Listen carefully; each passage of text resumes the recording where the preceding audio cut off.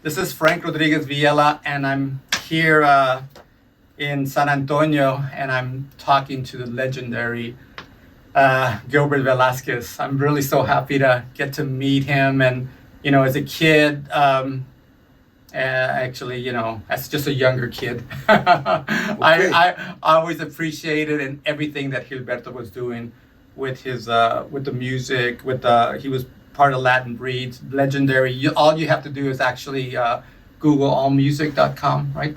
And you can see all the different. It's quite a discography there. Yeah, there's a lot of stuff, and so. But this interview, since I deal with real primary people that are just beginning guitar, lots of times people want to listen and they want to hear the story. And lots of times the story is more when it started. I mean, when you're a little kid and you start figuring out, oh, what is that? And it's obviously music, for us. So one of my questions is, and here's Gilbert Velasquez, and he's gonna let us know about, what brought him to music and its inspirations and what inspired him to do music. So is that your question? Yeah, my question is, what inspired you to start your as a child, right? My parents were very big music lovers, and they always had the radio on. Even my dad would be singing along when I was in the car, and I was always around music, right? They weren't musicians, but very much music lovers and dancers and whatnot. I remember an uncle of mine bought me a guitar, one of these guitars you buy at the Marqueta, little toy ones, and I used to fiddle around with it. It was even before I started school. But anyway. So how old were you then? I must have been 4 or 5 years old. 4 or 5, yeah. But, I remember I broke it, it was a toy. I broke it and I was like, well, enough of that. And later on, I was in the second grade. And Ed Sullivan Show, the Beatles. I was in the second grade. That's what year was that? 64? 64. Yes, and the next day everybody was talking about it, and I saw that, and I said, "Oh shit, interesting." Yes, guitars. Yes, the Beatles. That's what I saw, and it kind of reignited that thing about a guitar. And I wanted to play, but I was in school. I was a kid. We were doing all kinds of kid stuff, and just in the back of my mind, guitar. Yeah. And as I got older in the neighborhood, this guy over here played guitar, and hey, why don't you guitar, man? In school, somebody had a guitar, and I was intrigued by the instrument. And then when I was hearing music, yeah, I like the sound of that guitar, blah blah blah blah,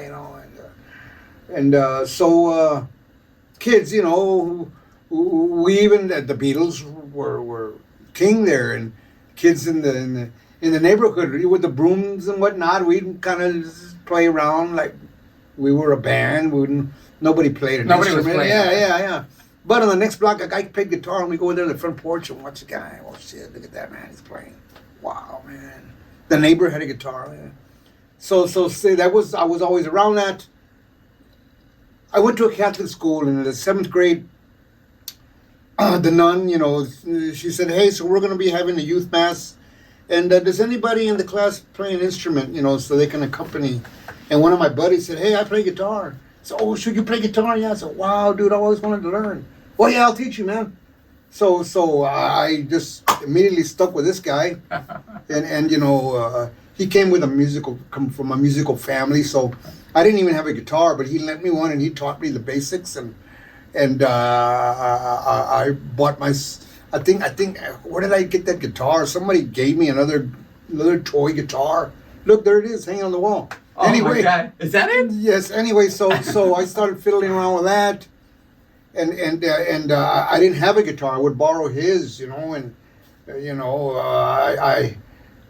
wanted to buy one. I got a paper route, and I bought myself a guitar. My dad, he used to work at Sears, part-time job, wow. And he got me a guitar there. From Sears? Yes, it was a Sears Silvertone, man. Oh, man, awesome. So I had that guitar for maybe a year, but I wanted to step it up, A Sears Silvertone guitar is, one of your kind of beginner types. Right. But I wanted the real thing, and my mom was very she's what you call the Goldberg mom. She really supported me, whatever I wanted. That's awesome. And she talked my dad into buying me a Gibson guitar and an amp, man. Oh, wow. Now I think back, I said, man, that was quite an investment, man, for this kid here that you know, I was just starting, man. But Seventh grade, right? Seventh. well, yeah, by this time I was already in the 8th grade. They bought me this Gibson guitar. Wow. And my dad said, "Okay, now get to work and pay for it." So yeah, I was, you know, very serious about it. I wanted to play, you know, and I would, of course, like everybody else, we're kids, we're playing all this rock stuff and making a bunch of racket in the garage and whatnot, and I had some friends around the block that said, "Hey, if you're really serious, man, you want to make some money, you need to learn how to play Chicano music, man." Oh, what are you talking about? Yeah, man, you know.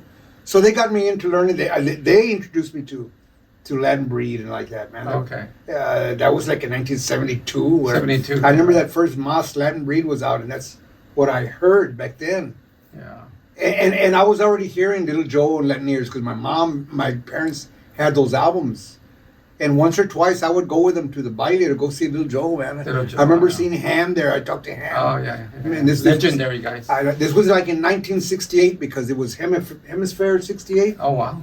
And it was there at the convention center. Little Joe and Ramon Ayala were playing Los Relámpagos. Yeah, Relámpagos. And I remember seeing those guys. The guy Paul Velasquez was playing guitar. Oh, Paul. That's the name I was trying to figure out. Paul. Yeah, no relation, but Yeah. And I spoke with him, and he was, "Hey, hang in there, dude." You know, and Yeah. said, "I want to do that, dude." "Oh yeah, you can do it. Just hang in there, man."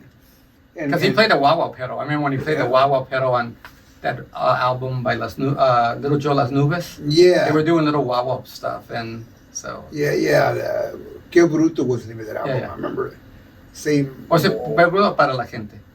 No, the album I remember was that Que Bruto album. It had a lot of guitar stuff like that. Right. But again, So- that was Paul Velasquez. yeah. So So did he teach you anything? Or no, He just- I just walked up to him at a gig and spoke with him. Yeah. Years later, you know, I was finally introduced to him, and I told him, "Remember, there was a little kid there that went to one of them." The guy didn't remember. I said, Yeah. If it weren't for inspiration like that, you know, That's amazing. this guy might not be here, man." Right. So yes, high school years, playing, the Santana came out, and he was the big inspiration too because Right. of the Chicano guitar player. First Hispanic. Yeah, man, so that first album, what was it? Evil Ways and Yeah. that stuff, Soul Sacrifice. Oh yeah. You know, me and my buddy that played guitar on the 8-track, we'd drive around the neighborhood listening to that 8-track, Yeah. Wore it out. and over. Yes, wore it out, man. And such were the beginnings. I used to play in church. Okay, I started. So church with a nun. Yeah. That's where I started playing it, and that's where I got my beginnings. And So then you play. Was it like a folk mass type of thing? yeah, folk mass kind of thing. Yeah. Well, those I are, remember those are fun. we would play the Sounds of Silence, "Hello Darkness, my friend," or whatever, yeah. and the answer, my friend, is blowing in the wind. Those were the songs that we played back then. Did the nun teach you? Did she teach you No, the music? they had the choir. They would sing the songs, and we would accompany while they were singing these Mhm. songs. There were others, but those are the ones that come to mind there. Right. So you were part of like you played for mass. Yeah. Well, that's awesome. Because I do it now. This is sort of funny, but I play charango for the mass that I play. But it's always, it's sort of interesting because it's just so simple playing, and you can, it can be inspirational because it feels there's people there that are serious. They want to, some meditation time. It's, reflection time. So you did that. How long did you do that? So I started playing. I got in with a local band, playing, quinceañeras and weddings, and here in San Antonio in the early '70s, this still is a big military town. But in those times, there's Kelly and Fort Sam and Lackland and Randolph and Medina Base. There's all kinds of bases around here that we would play the Officers Club, NCO clubs. That was real big back then. Right. But later in high school, I got in with another band here playing nightclubs. I was a senior in high school, and I was already playing nightclubs and stuff, man. So from there, that's where I got in with the Royal Jesters. That was in 1975. Okay, yeah, I remember that. I remember those bands. From us, I didn't get in with Latin Breed till like 1980. Oh, really? Yeah, and I played with them till into 90s, into 1991, somewhere in there. So at any of that point, did you ever get a teacher for anything, or did you were a teacher? Yeah, would you have like a guitar teacher or anything like that? No, not really. Other than my buddy, he showed me the basics. Yeah. There was a guitar conservatory here back then. Jackie King. Oh, Jackie King, I remember. I went to one semester there. Yeah. And you know what?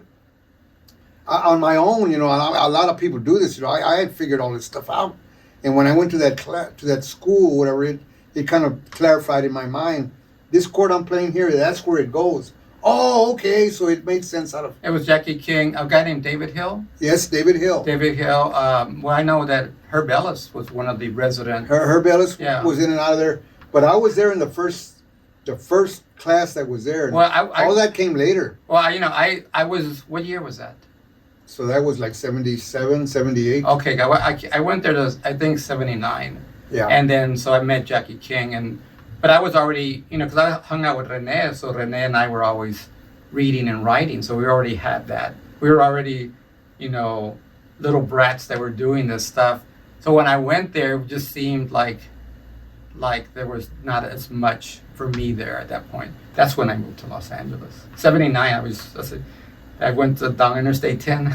Yeah, a couple of miles. Yeah, a few miles. But so you went to that school? That's good. I didn't. Yeah, know I that. just went one semester, and it really clarified stuff That's that good. I already It's a knew. good- yeah. I don't want to throw them under the bus there because there was a wealth. No, it was a good. It was a good. information there. Yeah, a lot of good. And I still have all that paperwork. I once in a while go back and look at it, man. Yeah, it still makes a lot of sense. Yeah. It was you know, years of music theory condensed Oh yeah, yeah. into yeah. that 6 Jackie week King course, was a great whatever player. it was. Yeah. Great player, and he understood the instrument. Yeah. So you were there. What semester was like? The first one.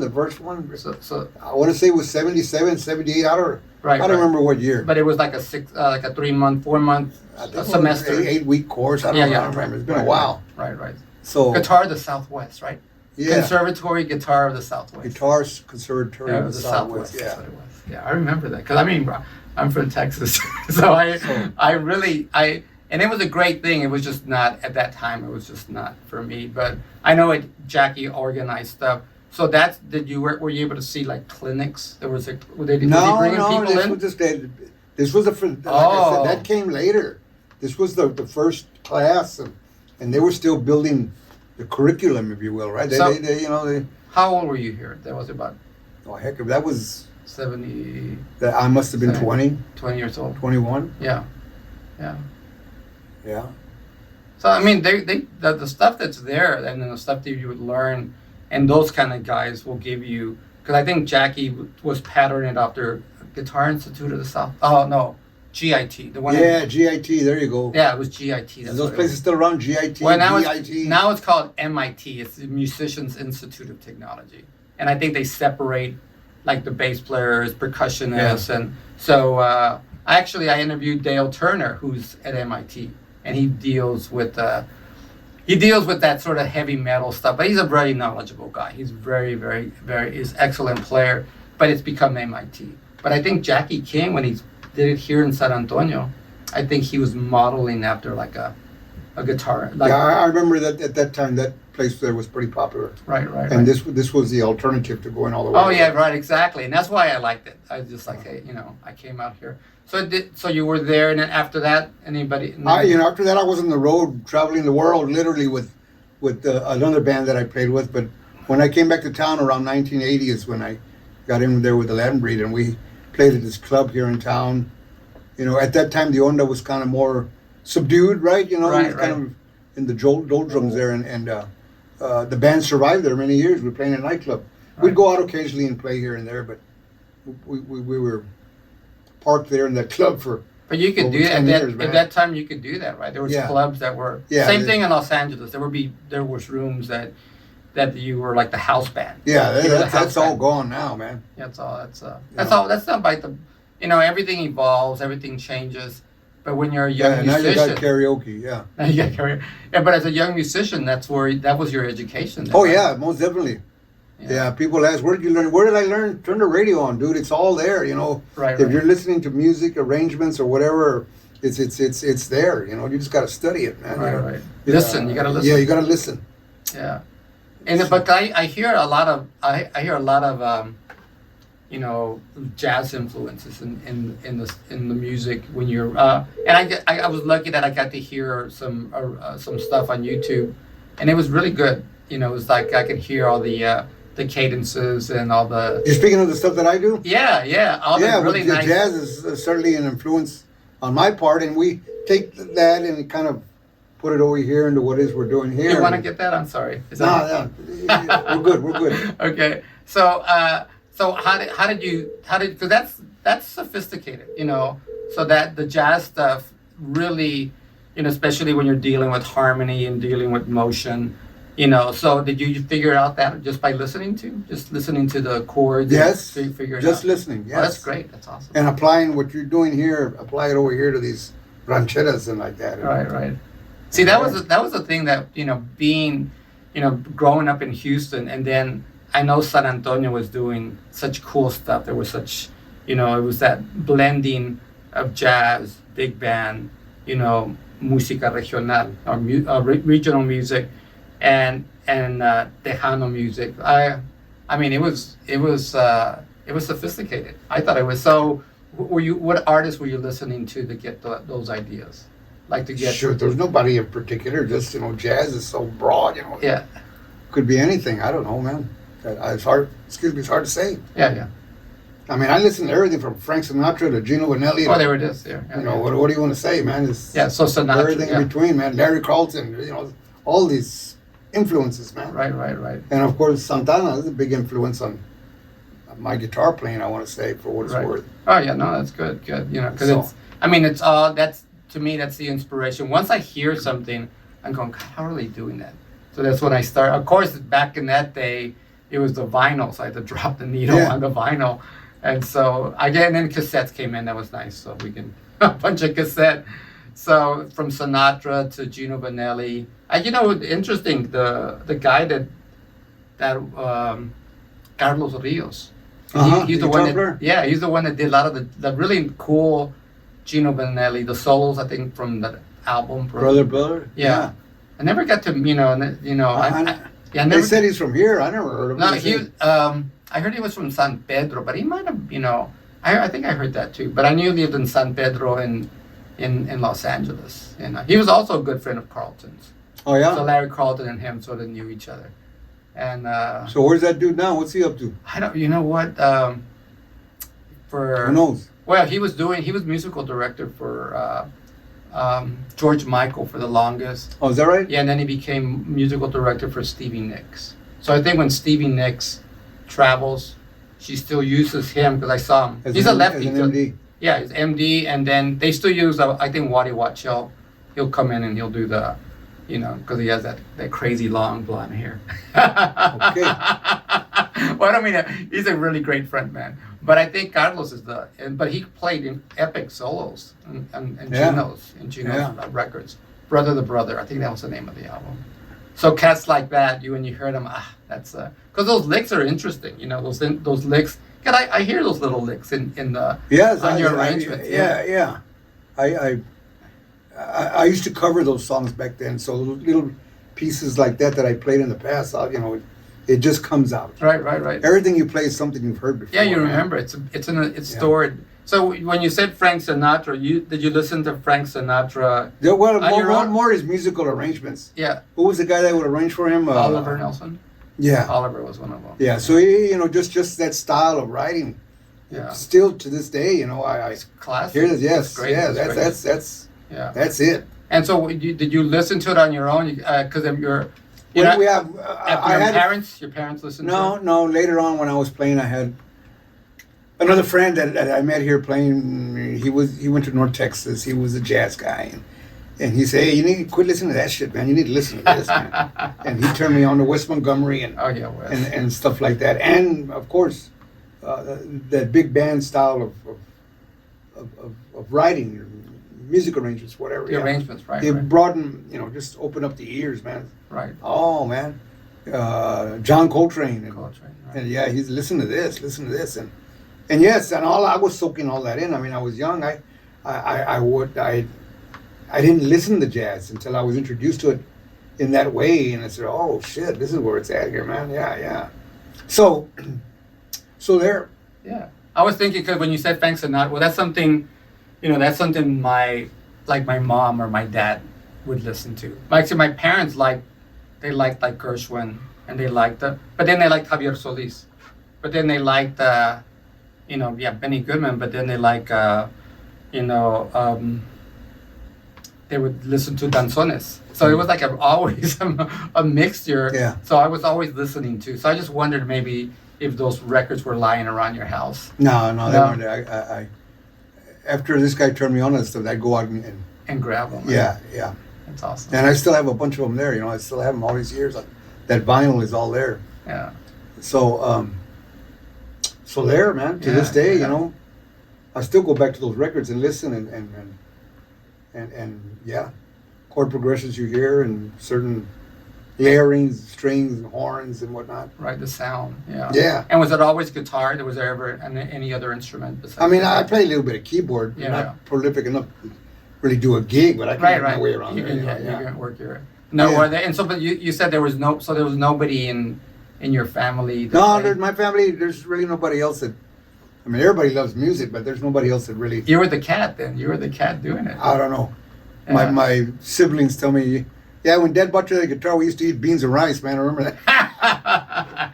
Yeah, little, Yeah. little stab in the back Yeah. there. Well, it just was, but we're inspired by, just like your talk that your mom was going to support you in what you wanted to do. Yeah, and that she was really very is supportive. such an important thing. To this day, she's still very supportive. That's awesome. So yeah, I have my mom's the same. My mom's 91. And she, where are you? You're in Los Angeles again? I said, yeah, I'm doing some stuff. But she's real happy, And I know your mom is happy, because you've done such great things, And of course, just like, there's we're always learning, right? We're always learning. We're always doing stuff. We're always making projects. But to me, it's just so crazy how we end up going back to just what made us happy as kids, And musically, what we learned, we end up putting it together. And you're still doing a lot of production right now, right? You're still doing. Yes, this is what I do until, eventually you're gonna die, man. What are we gonna do? Just keep going, Yeah, that's so awesome. Owner, operator, self-employed, you just keep going. It's, Yeah. And when are you gonna? Somebody asked me, "Aren't you tired of doing that?" I said, "No, not really," but I've never really given that any thought. Well, you're gonna. I mean, everything ends somewhere, man. But I don't see that happening anytime soon. Right. Just a lot. So there. Yeah. I've been very blessed in what it is I do, and I've done okay, Right. I've managed to garner a couple of awards and whatnot down through the years. I know you're a Grammy Award-winning Tejano artist. Yeah. I mean, and not an artist so much, but as a producer, engineer guy, yes. Yeah, but I mean, to have those ears and to pull out a product and to have people say, "Hey, man, that's great." And next thing you know, people love it so much, it deserves a Grammy. It deserves those. Yeah. things. And so to me, that's the process of doing it creates you and makes you an artist.